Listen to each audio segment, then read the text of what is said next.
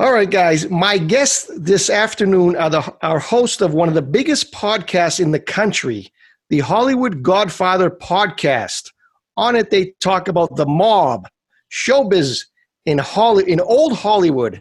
My guests are Carlo Rizzi himself, actor, entrepreneur, Gianni Russo, retired NYPD detective and author, Patrick Picciarelli, and the one who makes it all work, the lovely and talented Megan Horan. They joined me to talk about their podcast, their book, Hollywood Godfather. These guys have a lot of stuff going on, guys, so we're going to get into it right now. Guys, first of all, thank you so much for your time. No, thank you for having us, man. Thank you. So, guys, I mean, whose idea was this podcast? Who came up with the idea? Because it's really working really well for you guys. Well, basically, Pat and I were discussing it because it's a whole new world to us. Not that we're old, but it's a new. We remember transistor radios. But and then while we were brainstorming, I said, "Let's get a millennium. We got to get somebody." And I believe in God, and I'm sitting in church on Christmas Eve in Marco Island. And there's this wonderful family of 5, which you don't see anymore, praying together, doing everything together. Right. And I was very impressed with it. And when I got to my hotel, they were staying there. And our father approached me saying his wife was a big fan of The Godfather. And my oldest daughter is going to Fordham for media and this. Would you mind talking to her? And that's Megan Horan. As fate would have it, I became a part of the group. Now, Megan, I got to ask you. I mean, did you before your parents told you who he was, what film he was in? Did you have any clue who he was? No, I didn't. And I think when my dad approached him, it was, oh, I saw you in church. How you doing? What do you do for a living? That type of thing. He's always very inquisitive of people. And when Gianni said, my first film was The Godfather, he was like, you have to be kidding. That's my wife's favorite film of all time. My daughter wants to get in the business. So I was like, I don't want to bother the poor guy. Like he's sitting poolside on vacation. And of course, my dad's always pushing me to network and do things like that. So I'm very glad I did, obviously, thanks to my dad. And we spoke for a few hours, and he basically said to me, do you know anything about podcasts? And I said, no, but I can learn. And he said, all right, you're with me. So here we are. Now Megan, you have a background in theater. Am I right? Am I wrong? Yeah. Theater was always my thing as a kid. I loved singing, and I loved acting too. I took a few screen acting classes, just in high school, that kind of thing. So I really wanted to get into like the industry and like studies side of it. So I ended up going to Fordham University in the Bronx to study film and television. Fantastic. And you bumped into the right guy. Oh, absolutely. that's for sure. Patrick, maybe you could introduce yourself to my audience. Okay, I'm a retired NYPD lieutenant. I wasn't a detective. I was a lieutenant. Oh, okay. But anyway. A little bit more pension, no? Detective? Particularly now. Anyway, all my life I've wanted to write. I've been an avid reader. I used to sit at the table eating as a kid and read soup cans. I've always been that way, and over the course of a lifetime, I've read thousands of books. And I don't know if you've ever had the experience if you're reading something and you say to yourself, "Hey, I could do that. This book sucks." I've been saying that all my life. And I got to be around 48 years old, and I said, "Well, I better put my actions where my mouth is, and I'm going to write a book." So my first book was written when I was 48. And since then, I've published a whole bunch of books. I've sold a screenplay, numerous short stories, the usual thing. And I was approached by my agent about 2.5 years ago, if not more, maybe 3 years ago, Frank Wyman, who also represents Gianni. And it was our agent that got us together. And it was an odd coupling, to say the least, because I worked organized crime a lot as an NYPD officer. And rumor had it that Gianni also worked organized crime a lot. We were also born and raised in the same little Italy neighborhood. We knew the same people. As we were growing up, and after I got on the job, we knew the same people.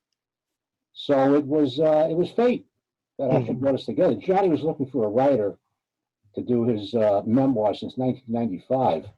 And here it was 2017, if not 2018, somewhere around there. He still hadn't found one. And then I came along and he realized, well, here's a guy who knows the street, knows the life, and the rest, as they say, is history. Well, that's a compliment to him because I was offered Dan Moldia, Gates, Oh, yes. Nick Pileggi, Wow. Gus Russo. I mean, I talked to so many guys, and some of them don't talk to me anymore because of my next question that I asked them. I said, well, I know who you are and what you've written. And at the time, Dan Moldia just had the big book out on Clinton, a bestseller.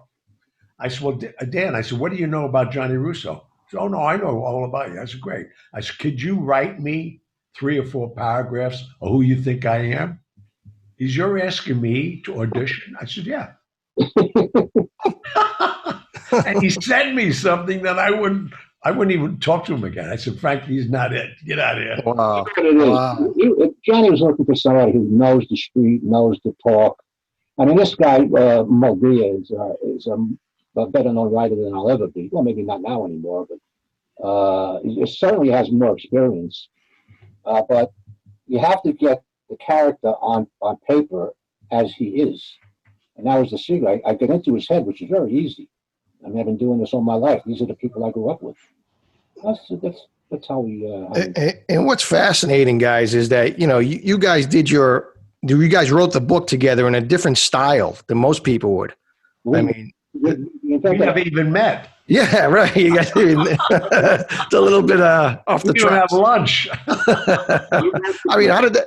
Was it difficult, Pat? I mean, well, actually, this is a style I've been using ever since I moved to a little rural community in southwestern Pennsylvania.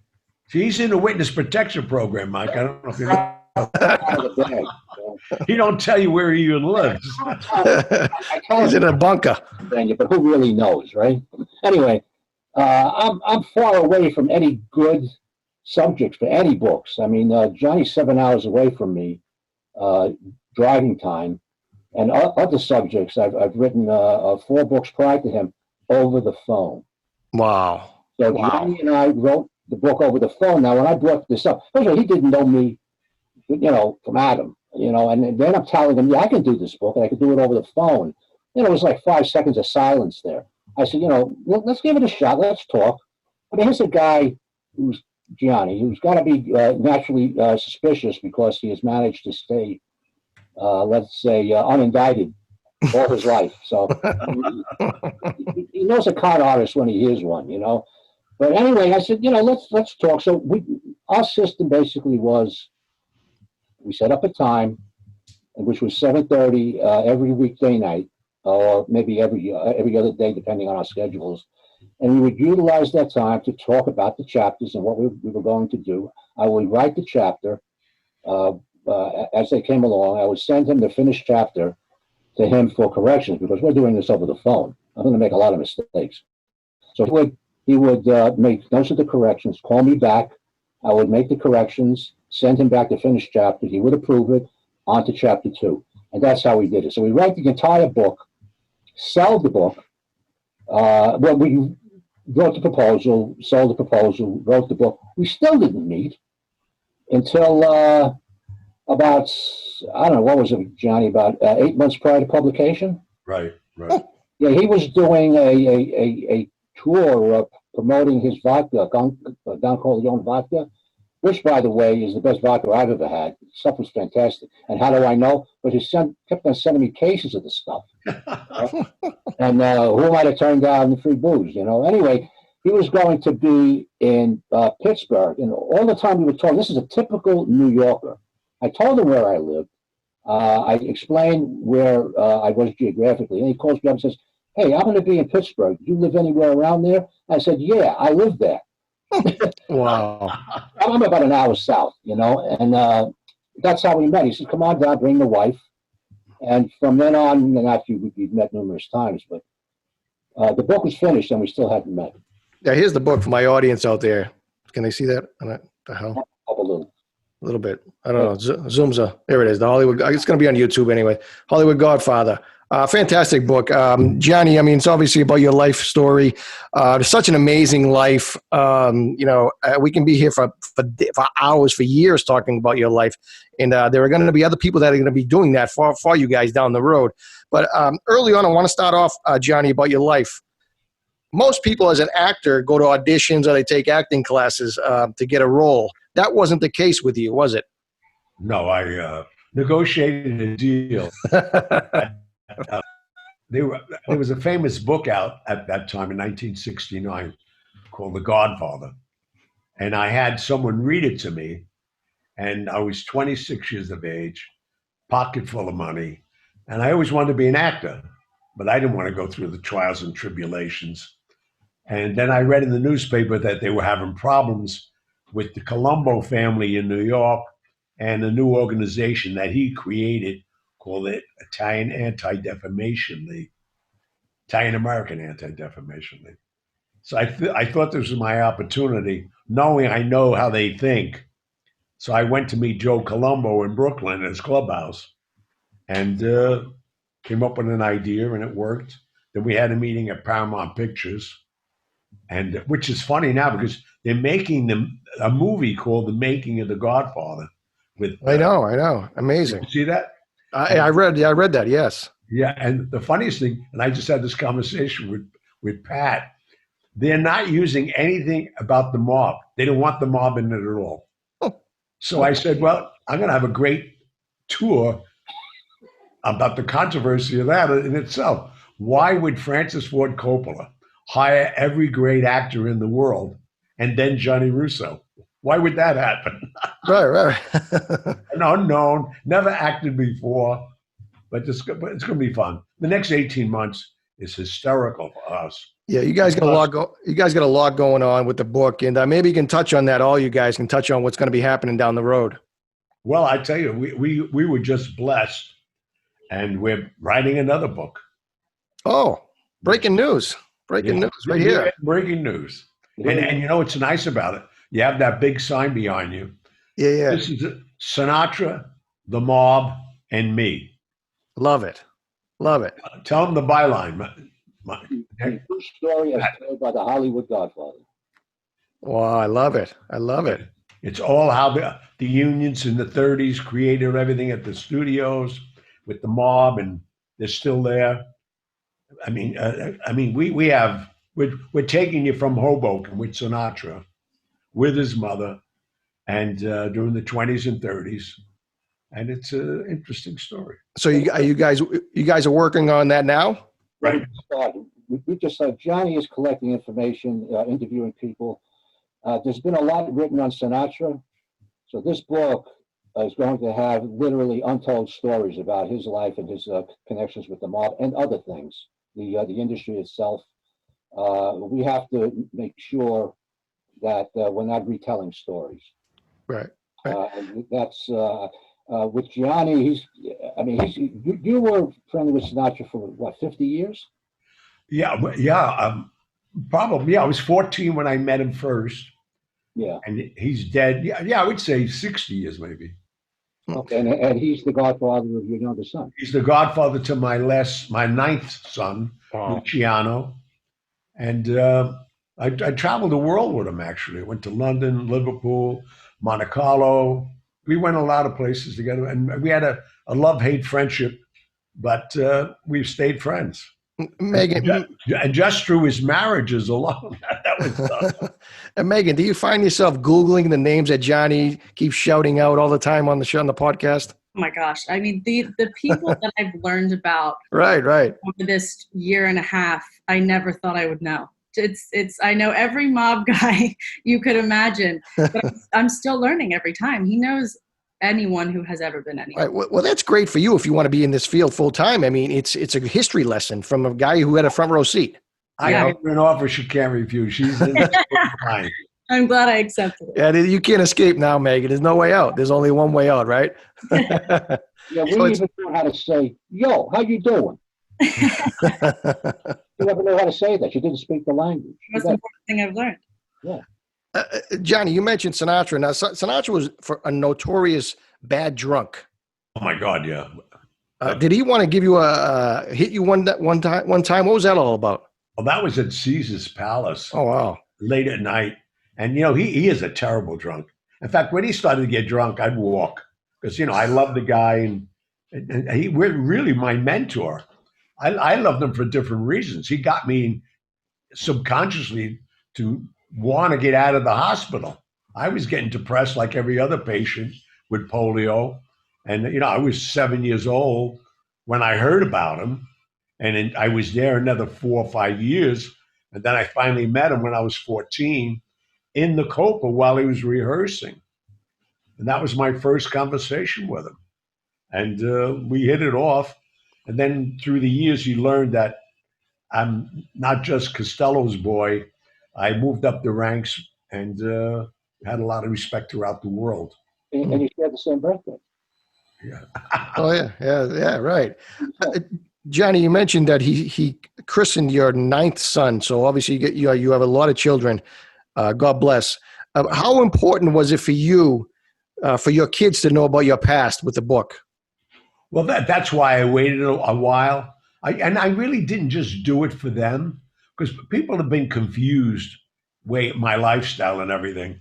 And thank God that I'm so secretive because of the way the world is, with every stool pigeon in the world and cameras and videos.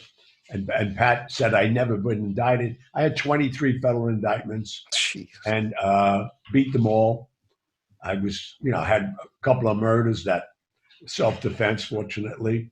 But, to put it into a book and a nice story, it's better to hear it than Googling me. Right.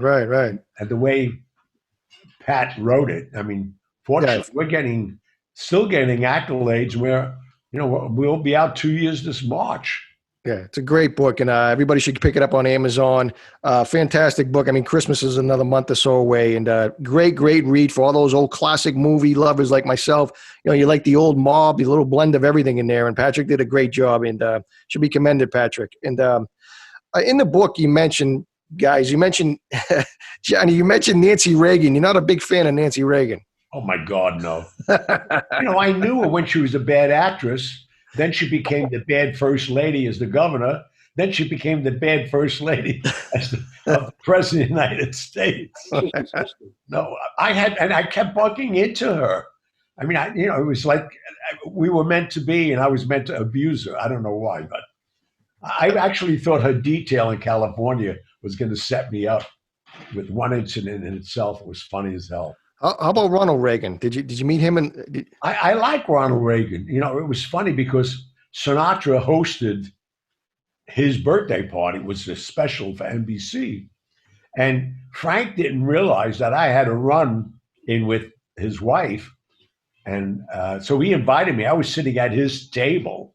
And imagine, he's hosting this. And I was with Jimmy Stewart and all the greats in the world. And there she was. And I'm like a bad penny to this lady. Yeah, you really get into detail in the book, and I highly recommend everybody run out and get it just for that story alone. It's fantastic. I'm a real history buff. So, Johnny, I mean, I'm a JFK guy. I'm the assassination. I'm in Massachusetts, so the Kennedys in Massachusetts are like, they're like royalty. Oh yeah. So in the book you mentioned, I don't want to talk a lot about the book, but I want to touch on it because some great stories in there. You mentioned that you go to New Orleans to drop some stuff off in a bar room, and somebody comes out of the bar room. Maybe you could pick it up from there. Well, what happened? I just flew in, and so I wanted to go to the restroom. So Marcellus says, "There's somebody in there. Wait a minute." So I'm standing at the bar, and here comes this guy. He bumps into me. I didn't pay any attention to him. So I'd go to the bathroom, come back out, have a brief meeting, which I didn't think I was going to have. I was ready to eat some pasta vongole with him. His chef was the best down there in New Orleans. And I left right away and gave a message to Frank Costello. And 4 days later, I was on the Independence leaving the country. And as I'm going under the Verrazano Bridge, they announced John F. Kennedy's been shot. And the blood just drained from my body. Realizing now I'm putting all the steps together and all the places I've traveled. And then what would solidify it, that morning I get up and there's that telex paper of Lee Harvey Oswald. And that's the guy I just bumped into in New Orleans in that bathroom 4 days ago. Wow. That's mind-blowing stuff. Mind-blowing stuff. Yeah. Pat, were you around during the assassination? Were you alive? Yeah, I'm 74. Yeah.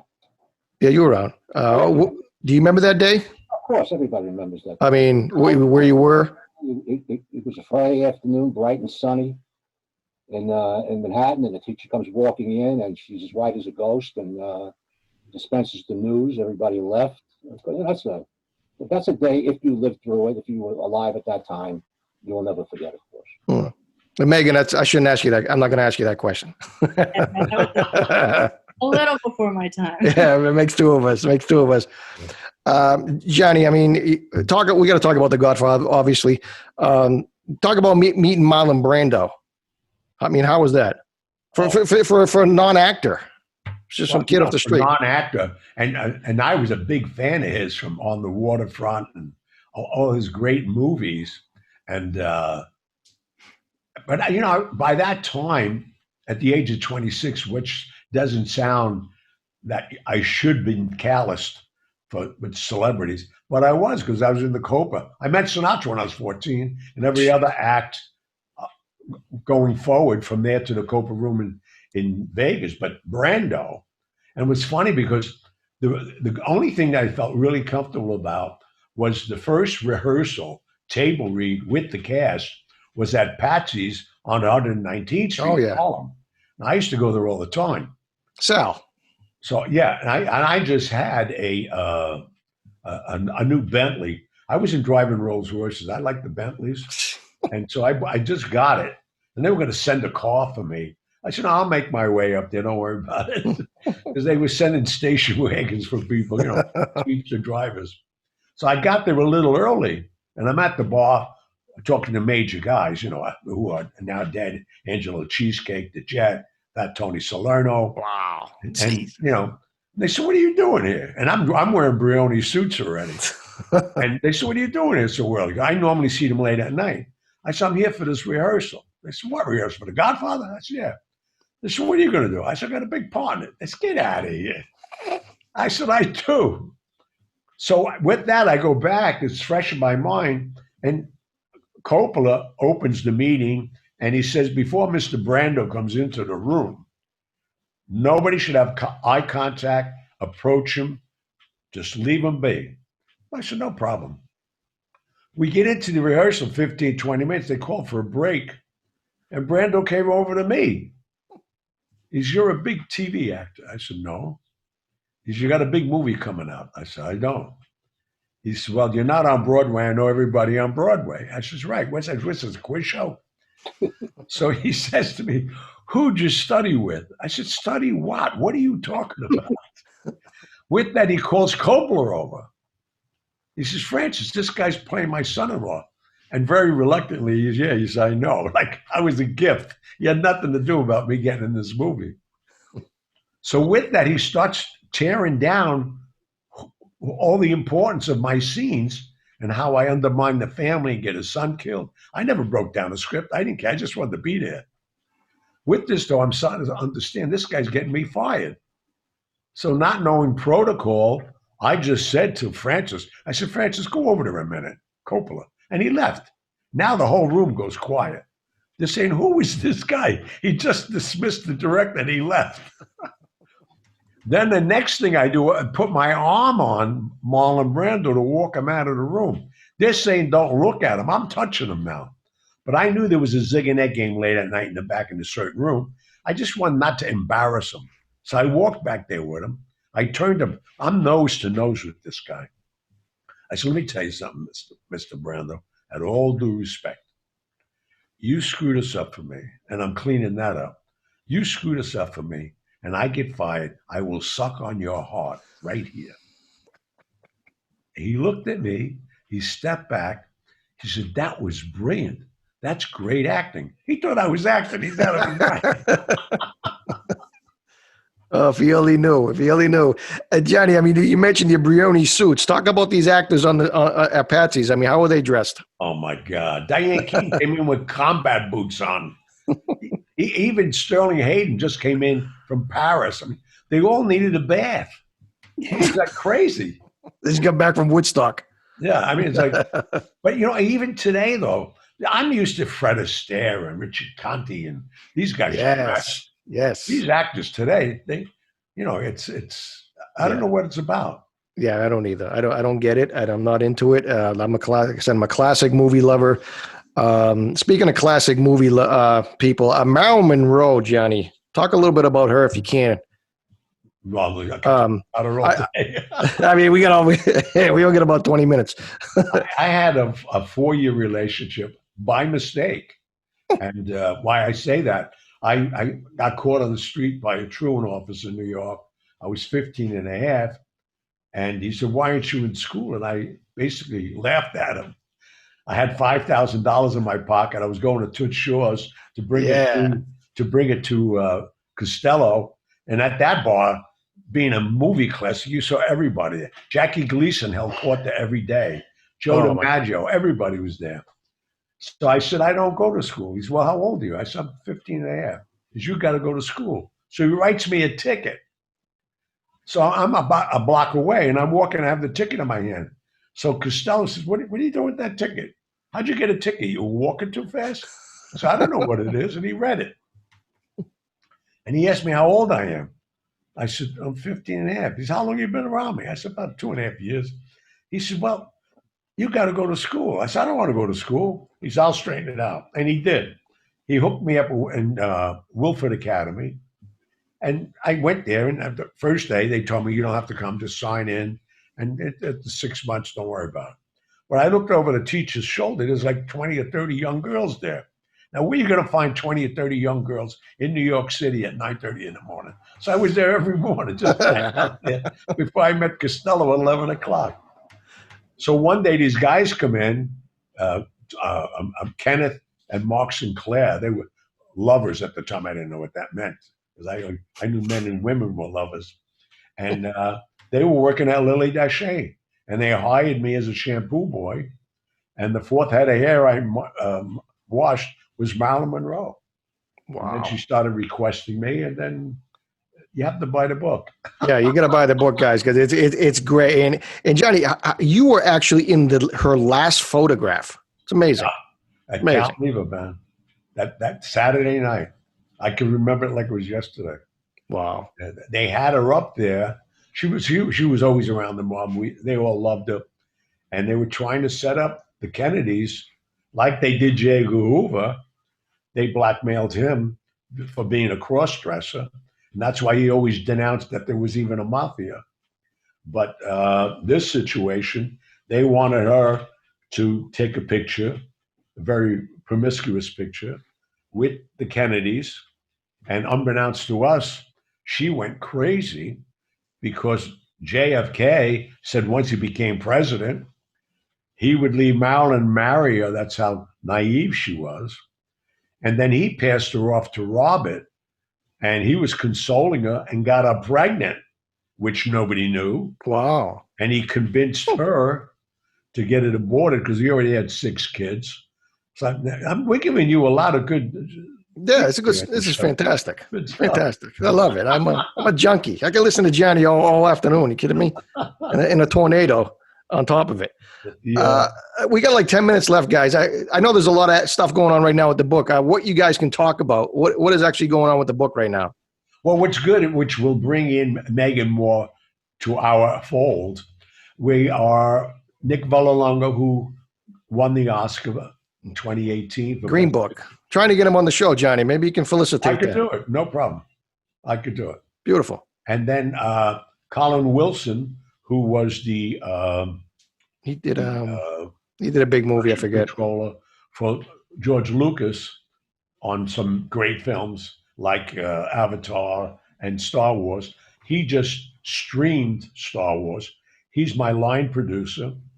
And Mark Cannon, who produced Goodfellas, is producing this movie.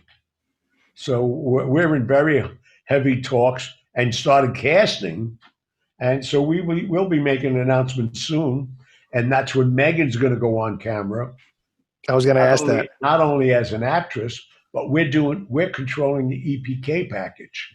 Wow. So she'll be casting on camera and interviewing everybody in the cast. And how about Mike? What's Mike going to do? He's our technical advisor. No, I mean me. Where's Mike? You'll be a Hollywood kid. You'll be. We're not doing it in Hollywood, though. I'm sorry. We're doing it in New York. It has to be. I'm right down the street in Boston, anyways. I can fly down. We'll figure something out. Yeah. Is this going to be a 10-part series, or because there's so much, you can't do a 2-hour movie? No. Well, basically, now they're even interested in the podcast because we have like 90 hours recorded, and some of them have been listening to it. So it's all predicated on the ratings. If we maintain ratings with the Hollywood Godfather miniseries, then we're going to just keep going. And for my audience out there, it drops every Wednesday on iTunes, SoundCloud. Megan, where else? Do you know? Spotify? Spotify, yeah. Correct. Yeah, it drops every Wednesday, and I'm always refreshing every Wednesday to see who they get on. And I was on a couple weeks ago, so they probably scrapped that interview. But no, you're coming up. No, that'll be on soon. I know. I see your schedule. I check your website. So this has been great, guys. And Pat, are you going to be in the movie itself? Are you going to act? Are you going to make your debut like Johnny? I feel like Johnny, actually. What's that? Everybody that's friends of ours are going to be in the audiences at the Copa. And wow. I'll give you a news bulletin. I just got Paul Anka. Oh, wow. To do his part at the Copa, and he has stock footage, and he's going to do dialogue with our main actors after it.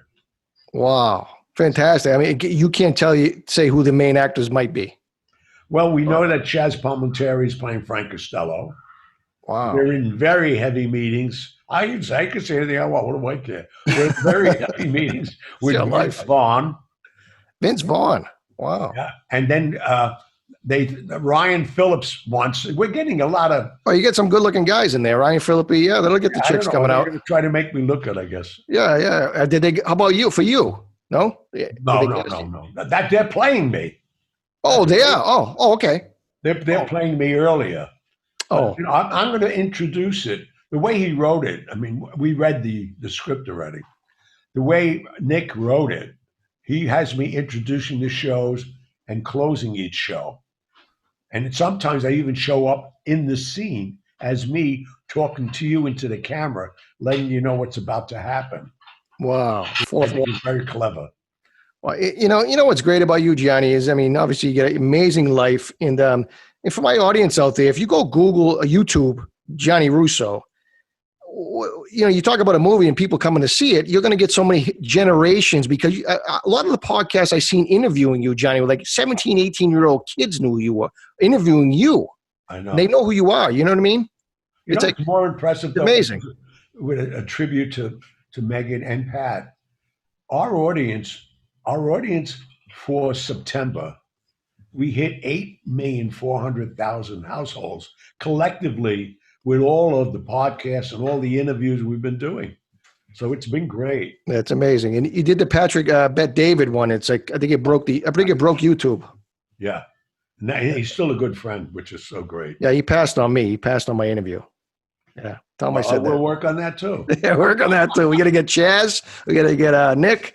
We got to get Patrick. So, yeah, we'll make it happen. And this has been great, guys. And I'm huge fans of the podcast. And I want to get you guys on because I want to introduce my audience to your show. And it's an amazing show. And I mean, Johnny, we can talk for hours. And this is a joy for me. And because I'm a big fan, you inspired a lot of Italian American guys like myself to get into the entertainment business. I'm just a street kid. I work for the post office, and I told you guys that. And at least you had a job. I never had a job. Yeah, I mean, it's tough to juggle. It's tough to do. And so when people like you give me your time, I'm very appreciative. And anytime, we're all appreciative of you also. Absolutely. Yeah, you guys are great. And any timeline for the? I mean, I know with the virus going on. I mean, start filming. I mean, how long are we talking? Maybe 6 months. Well, but we're trying to move it forward because we have a drop dead date on February 12th, 2022, when the Godfather 50th anniversary and the new cut of it is coming out. So Pat and I are trying to coordinate our book to hit that time. I love marketing. So we have so many new things coming out within the next 18 months that I think people are going to get sick of us. No, I don't think it'll happen because you got some great stories, and you know you're part of history, Gianni, whether you like it or not. I mean, you hung around with Marlon Brando, Sinatra, Marilyn Monroe. Not too many people can say that I know. I mean, I don't know anybody, and I know a lot of the movie stuff, but that's amazing. I mean, you're a conduit to the old classic Hollywood, and it's just great, and I appreciate it. And this has been great, guys. And like my producers tell me, I got to wrap it up. But this has been great. Every Wednesday, check out the Hollywood Godfather Podcast on iTunes and get the book, guys. Get the book. I mean, I'm sorry, but forget about the podcast. Get the book. The book is incredible. It's called Hollywood Godfather on Amazon. Patrick Picciarelli did a fantastic job. And you got Megan. Now she's going to be a big star, and she won't even come on the show anymore after you guys get done with her. So thank you so much, guys. And Johnny, thank you so much. God bless. No, thank you. Hey, Mike, thank you very much for having me. Thank you, Mike. Thank you very much for having me. All right, guys. Be good. Be safe. And we'll talk to you soon. God bless. Please. God bless. Bye, guys. Thank you.